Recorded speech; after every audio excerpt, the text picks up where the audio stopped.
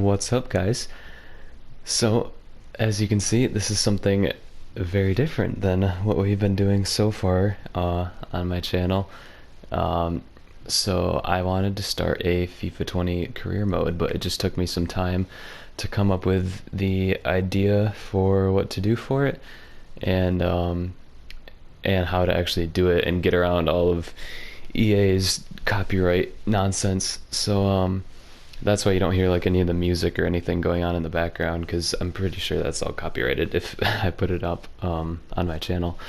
So yeah, so I want to do a career mode with Newcastle United, and you might be thinking when I say that, like, why would you do that? That sounds wicked lame, because Newcastle United like are trash.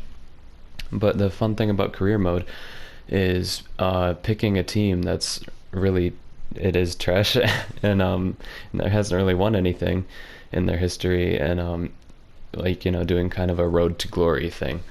And so I was thinking about what team I could do for that, and I picked Newcastle United because what better team to pick for a road to glory series than Newcastle United, especially right now, because if you don't know what's going on right now in Newcastle United, they're actually in the process of getting a new owner of the entire club franchise overall. And the new owner is like loaded. He's so rich. I think the richest owner in the Premier League right now is the Manchester City's owner, and he has like around like 20-ish billion. But the new owner that's coming in for Newcastle United, it has like over $200 billion, so, or pounds, whatever they have, I don't even know. So yeah, he's a super rich, and he's said several times that like his dream in owning Newcastle United is to take them like to the top of world football, or soccer if you want to call it that, and for them to be like one of the top clubs competing in Europe in the next couple of years. So who knows, we might see Newcastle United in the Champions League in a couple of years. But for now, I think well, for now I want to try and do that in this career mode series. So without further ado, let's just jump into it. Alright, so I'm gonna be starting off on Legendary because every time I play Ultimate, I usually lose like a lot of games, and then it's just not fun at that point. I'm gonna keep the half length to 4 minutes just so I can squeeze a lot of games into one episode. Currency, I'm just gonna leave dollars since I am American. Enable European competitions, because in a couple seasons in this career mode, I want to be able to get to the Champions League final, hopefully, and even win it. As well as the Prem. Enable transfer windows, so you guys can leave any transfer ideas down in the comments section. Obviously they're gonna have to be some pretty cheap transfers, so either some really young players that like have a lot of talent and a lot of what's it called, potential, or we can go for some old players that are like past their prime but are still legends. That would be pretty cool. I think maybe signing Edison Cavani, so that's a transfer that might actually happen in real life. International job offers, I am going to disable those because this is about Newcastle United, not about any international teams. Maybe if you guys want me to do an international team playthrough in the future, like a World Cup playthrough, then I could do that if you guys want. But that won't be for a while because I have a lot of games going at the moment. I don't want to stack on too much at a time. Right, so yeah, the difficulty. I'm going to start off on Legendary, but if I end up being able to win like every single game, which probably won't happen since it's Newcastle United, but I want to try to keep it pretty realistic. So if I'm winning games against like the top 6 that I really shouldn't be, then I'll bump it up to Ultimate. So let's just start. There we go. New boss lacks experience. Okay, so here we are, the Newcastle United squad, and oh my gosh, it definitely needs some changes. Pretty much all need to be changed. Almiron is decent. Jolinton, very decent. St. Maximin, pretty decent. Their goalkeeper's actually not bad as well. Dubravka. Alright, so let's check out our bench. We do seem to have a decent amount of squad depth. Very decent amount, actually. Yeah, we have a lot of decent squad depth, but I have a feeling that a lot of them are going to be going on the transfer list, like probably this guy, Gibson, 60 rated, looking pretty doo-doo, as well as maybe this kid. He's only 19 though, so maybe we'll keep him, but I doubt it. Because we can get people that are like 60 rated or above just from like youth academy scouting, which I'll talk about that in a minute as well. Yeah, again, this right back, pretty garbage looking. So yeah, definitely a lot of room for improvement. So yeah, I am going to jump over to the transfer market, and I'll show you guys some of the transfers that I'm thinking about doing. All right, so as you guys can see, this is how I've set up our budget. So I've left 80% for the transfer budget and 20% for the wage budget. I feel like that's pretty good. I don't think we'll really have that many players that'll be needing over 180,000 in wage if we do transfer them, and that leaves us almost 40 million for our transfer budget, which is actually a pretty decent transfer budget. I've also entered us into a friendly tournament before the regular season begins, and we can win up to like 8 million, I think, if we win that. I'm not going to be playing that though, just because those are just friendly games. They're pretty boring. It's just nice to be able to simulate those and win some money by doing that. So yeah, that's our transfer budget. And then if we go over to transfers and go to the transfer hub, I'll show you the list of people that I've marked out for us for potential targets. So yeah, first and foremost, like I said before, Edinson Cavani. Now we're obviously not going to be able to afford him right now, as you can see. His current value is 40 million, but he is very old, so it's not going to be getting any higher than that. So yeah, we're not going to be able to afford him right now, but the interesting thing about him is that his contract is actually expiring. His contract with PSG is going to be expiring this season. So in the January winter transfer window, we can do a pre-contract signing with him. And a pre-contract signing is it's something where you don't have to pay the money at all. You can just go straight to the player and avoid paying money to the club. So we can just start making negotiations with him in January, and if we give him a good enough wage, then hopefully he can join us next season. I think that would be a pretty cool transfer, pretty realistic as well. So then I have a couple Arsenal boys right here. Gabriel Martinelli, a huge prospect right now, especially before the soccer seasons got postponed. He was going on a great run of form, and he's a really nice player to have because he's not only really pacey, he also has really good finishing.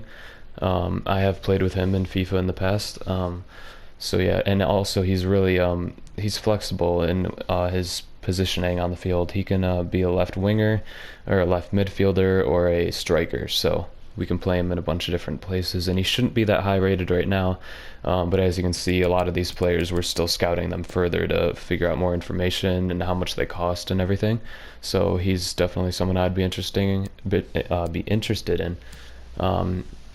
Saka, another Arsenal player that came onto the scene this year, is super fast, really pacey. Moussa Dembele, he's another realistic transfer that could actually happen.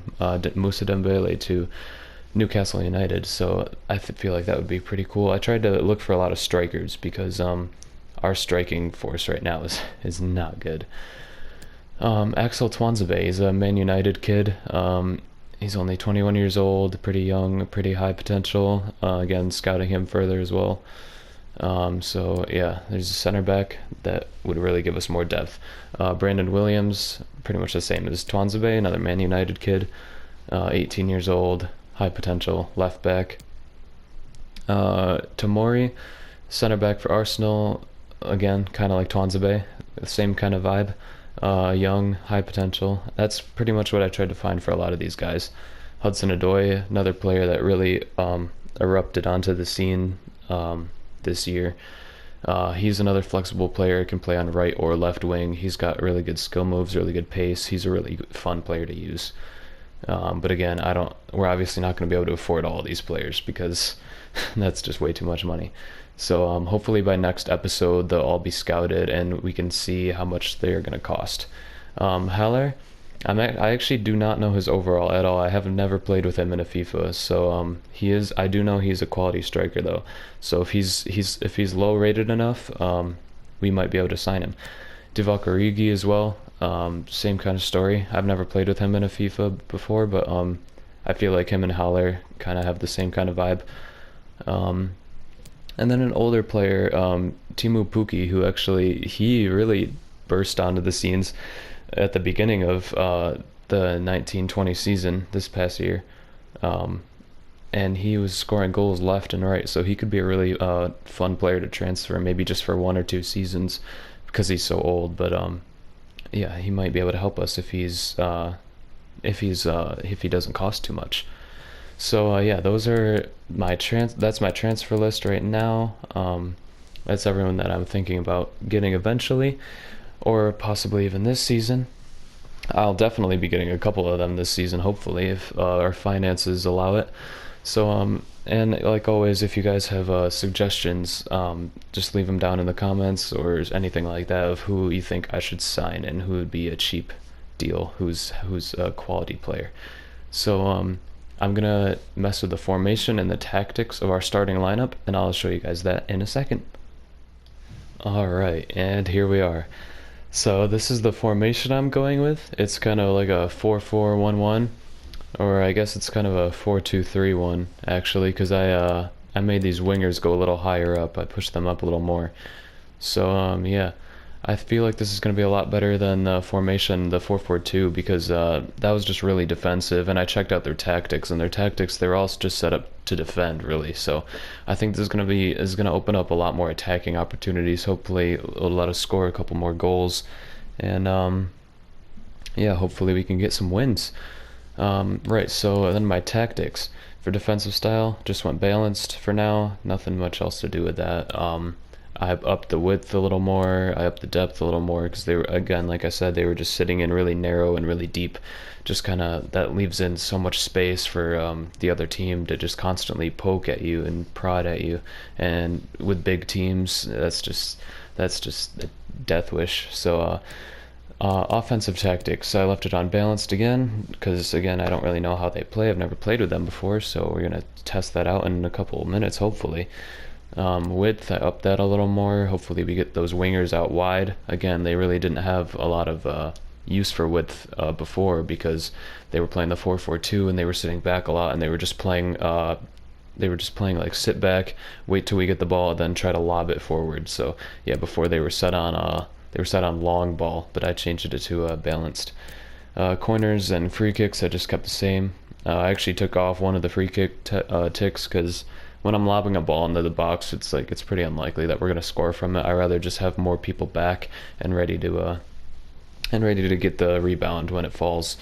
So yeah, I think that's pretty much it for now. For the tactics and the formations. So I think we're gonna jump into a game.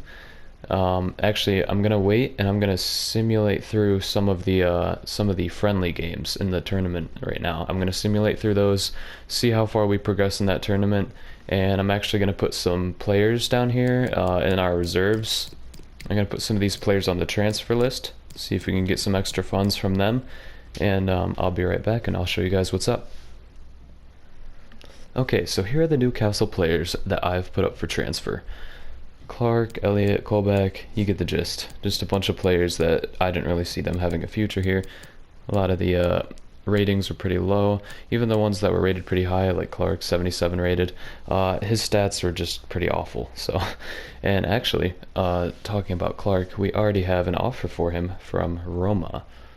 So he's worth like 8.5 million. They're offering almost 9.5 million. So I'm just gonna accept that. It's a pretty good offer, and I guess we'll see what happens with that. So now, as I said before, I'm gonna simulate through a couple of the games in the preseason tournament. So I'll be right back.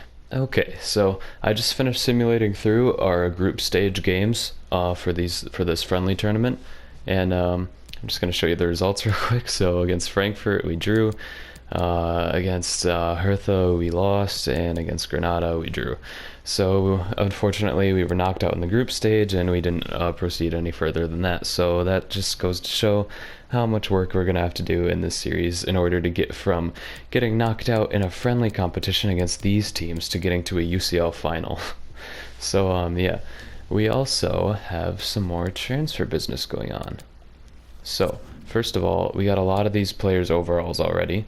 So Gabriel Martinelli is he's not that high rated, and he's how much is he worth? He's worth 13 million. So I feel like that is definitely a deal we could pull off. Moussa Dembele, I feel like he's just too high rated right now. Yeah, he's definitely way too high rated. We don't have enough funds for him. Twanzebe, definitely a possibility. Same with Brandon Williams. Tamori, definitely a possibility as well. I might actually go with Tamori over Twanzebe, but again, just depends on our funds. Twanzebe is much cheaper. Hudson Odoi, pretty good, about the same as Martinelli. Heller, too expensive, and then Origi and Pukki I'm very interested in. So yeah, Pukki 10 million, Origi 16. So yeah, we might go with Teemu Pukki. But yeah, that's for later in the episode. I want to play at least one Prem game before I do any transfer business. And then right, some received offers we got. We had a loan offer for St. Maximin, but he's literally like our best player, so I've just blocked that. And then someone just requested a transfer for this kid, so I'm gonna ship him off. And all right, so I'm gonna simulate through a little more. Maybe we'll make a transfer before the season starts actually, and yeah, so I'll see you guys in a second. So as you can see, we have sold a few players. Our transfer budget is now 56 million instead of 37 million, so that is already a good profit. So I am definitely interested in transferring Gabriel Martinelli, the wonder kid from Arsenal. So, and never mind, because just as I say that, I'm reading on the right hand side that this team will not sell this player, but we can negotiate with him directly if you pay his release clause. And his release clause is like 33 million, so I might not do that after all. Right, so instead I think I'm gonna go for Divock Origi. Just because I know I said I would go with Pukki last time, but you know, Pukki's getting old, and that's the only reason he's a lot cheaper. And plus, I didn't actually realize that a lot of our players that we're selling are worth a decent buck. So yeah, we are gonna go in for Divock Origi. Let's jump into the negotiations. Blah, can't not talk. All right, so here we are sitting down with Jurgen Klopp, waging over the transfer for Divock Origi. So, my first offer was 16 million, just his current value, and Klopp came back at me with like 20, almost 26 million. So we're gonna try to lower that down quite a bit. So let's go at him with 18 or 19 maybe. See if that's any better. See what he says. 20 million. Okay. What about like 18 million? But what if I add on a sell-on clause? Sell-on clauses are really useful in negotiations because I'm not planning on selling Origi anytime soon. But once I do, sell-on clauses pretty much just Liverpool will get 15% of the funds that I obtain from selling Origi if I sell him down the line. But I'm not planning on selling him anytime soon, so a sell-on clause could be a good way to kind of push Klopp over the line with this deal. So let's see if he accepts. No, he does not. All right, he's stuck on that 20.8 million deal. Let's just see if we can get it down any more. What about like 19.5? I'm just being really stingy because we have such a low budget. Come on. Okay, you lowered it by 400. Okay. You know what? I think I'm just gonna accept it. That still leaves us around about the starting transfer budget that we had at the initially. So let's accept it. And there we go. Now we can jump into the negotiations with Divock Origi himself. Alright, here we are. We are in a restaurant with Divock Origi and his agent. So, we're gonna go through and see what he wants. He wants an important squad role. That's definitely gonna happen because he's gonna be one of our highest rated squad members as far as strikers go. 4 years? Let's just push it to 5. Why not? Saves me the hassle of having to renew his contract. Alright, he's happy with that. Release clause, let's just disregard that. No one cares about that. Now the wages is usually where I mess something up. Usually I'll like offer a wage that I think is okay, and then they'll just come back at me and be like, no, that is insultingly low. I'm not interested in your club anymore. And it's just really annoying. So let's give maybe like a 270 signing bonus with a 90,000 wage. That seems okay. His current wage is 87,000, and hopefully he will accept this, and he will be a Newcastle United player. And he has accepted it. Okay, our first official transfer of this series, Divock Origi from Liverpool to Newcastle United. That's some pretty good business, in my opinion. That will definitely bolster our attack. Sorry, Joelinton, you're going on the bench.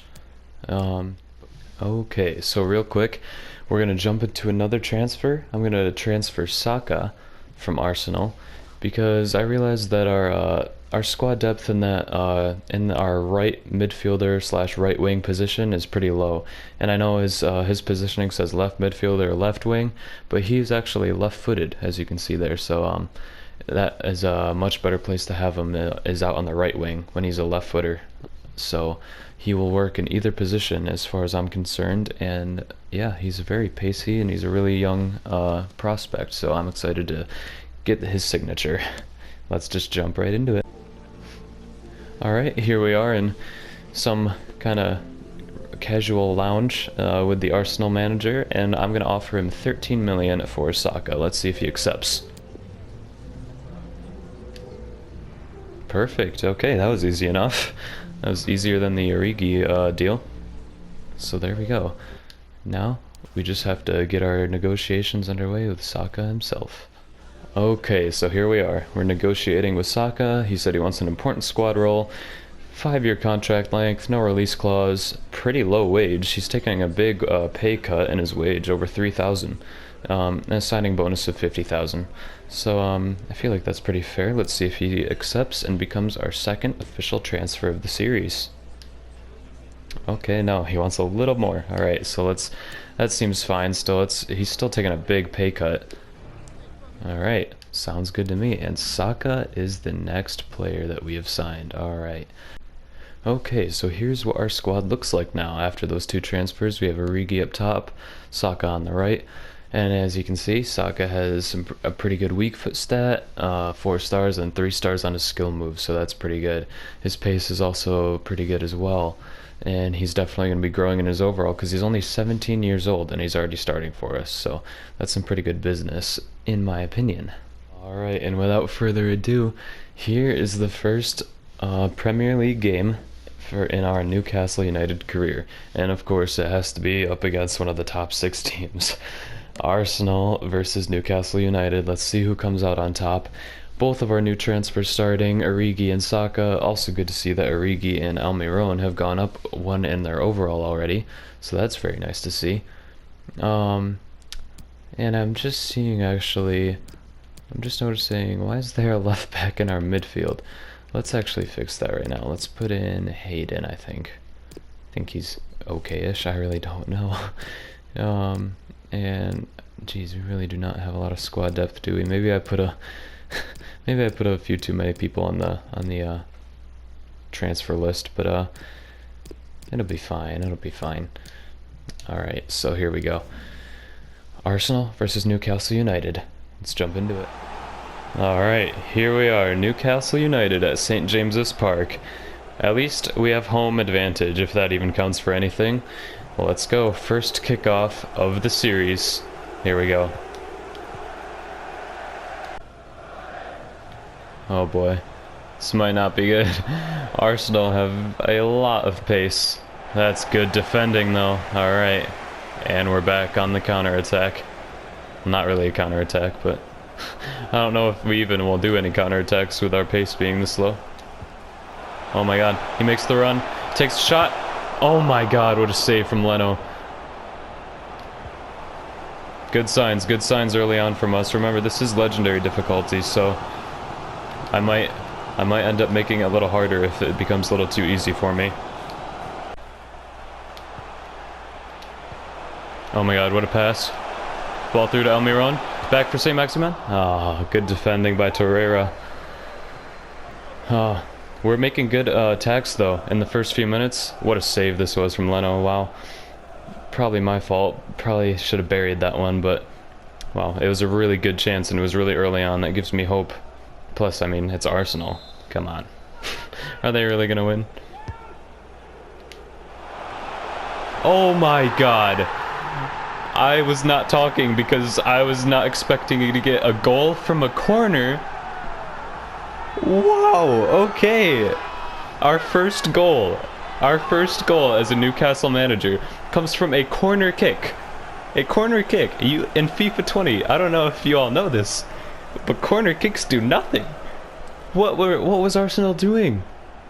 David Luiz is just standing there. How did David Luiz let that ball get over him? Wow, and wow, okay. That was brilliant placement.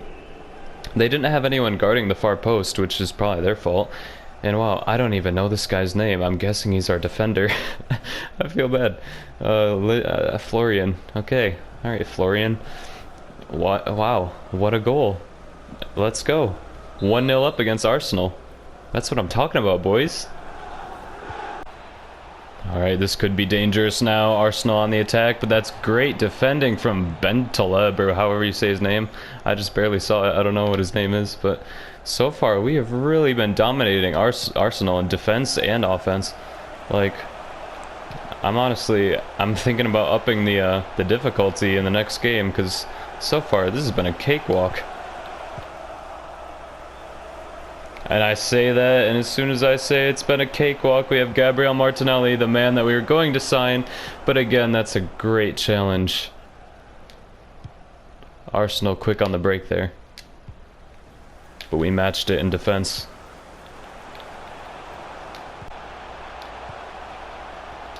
In for St. Maximin. Oh, we have another opportunity. St. Maximin. Oh, that's good defending by David Luiz. I waited too long to release the ball there. I was trying to have enough space to cut it back for someone, but just held on to it too long. Alright. Up for St. Maximin. In for Divock Origi. On his debut, can he score? Oh my gosh, imagine if he scored on his debut for us. Wow, what a first half from us. I mean, it's kind of cheap to be on the lead just by a corner kick, especially on FIFA 20. But wow, okay. Divock Origi, one attempt at goal, no goals though. He had that one attempt right as the half ended. Pretty good start from us, very good defensively. Let's get into the second half. Alright, here we are in the second half against Arsenal. We defended very well in that first half after taking the lead. Arsenal had a couple opportunities on the break, but really not many. It's been a good showing by us so far. Also something that I completely forgot to mention, because I forgot that Saka is actually playing against his former side right now. Imagine the scenes if he were to score. Oh my gosh, what a tackle. That's another great defending job right there.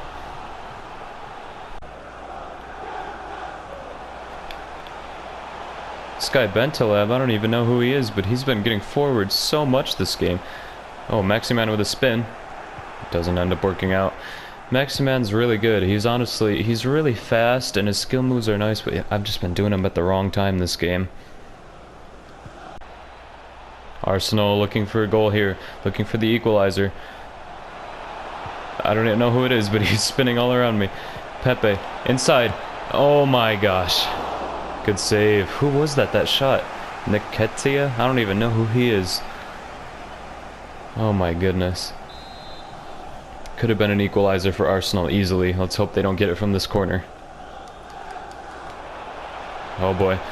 Oh, it's the same guy. Wow, he's really trying to murder us, isn't he?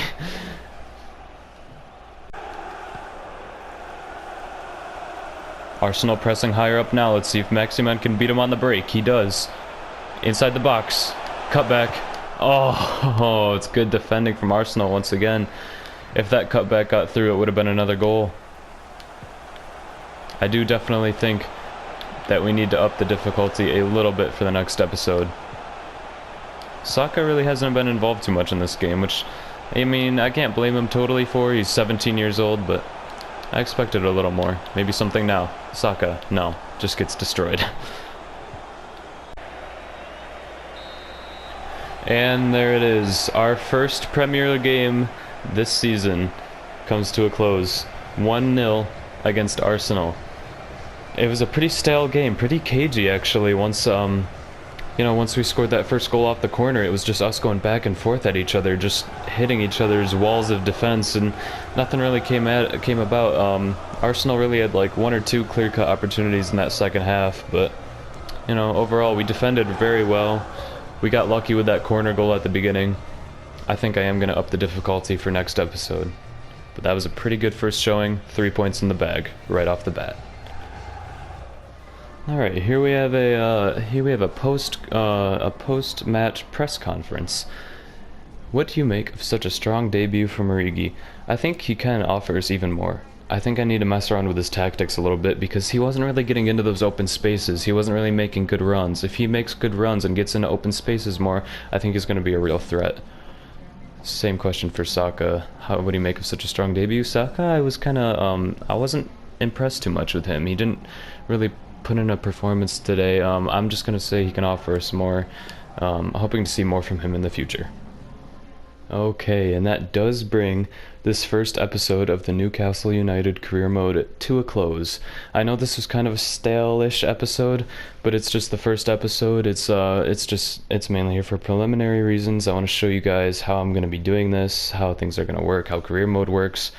So yeah, in the future, we're definitely going to have like 3 to 4 games in each episode. This episode, we really only had time for that one because of all the, just all the business that we had to get out of the way in the first place, putting players on the transfer list, and of course, buying players ourselves. So, yeah, the transfer window is still open. If you guys have any suggestions by the time I upload the next video, leave them down in the comments section. I'll check them out, see if